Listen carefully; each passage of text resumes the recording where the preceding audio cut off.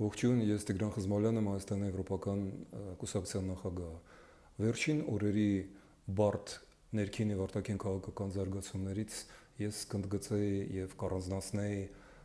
Եվրամիության արտաքին գործերի հանձնակատար Կայա Կալասի այցելությունը Երևան։ Կայա Կալասը Երևանում ընդգծեց 3 կարևոր կետ։ Առաջինը նա ողջունեց Հայաստանի ազգային ժողովի ընդունված օրենքը, որը պատրաստել ենք մենք ժողովրդավարական ընդդիմությունը Հայաստանի Եվրամիության անդամակցության մասին։ Նա այցելեց Եղեգնաձոր եւ հատուկ ողջունեց եվրոդիտորդների առաքելությունը Հայաստանում։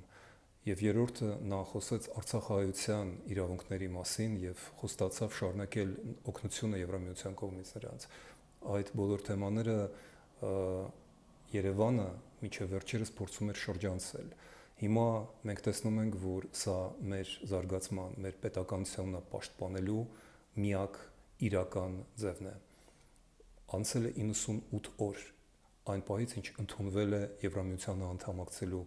օրենքը։ Ժամանակը սուղ է եւ մենք հիշեցնում ենք, որ ուրիշ ճանապարհ երկիրը չունի։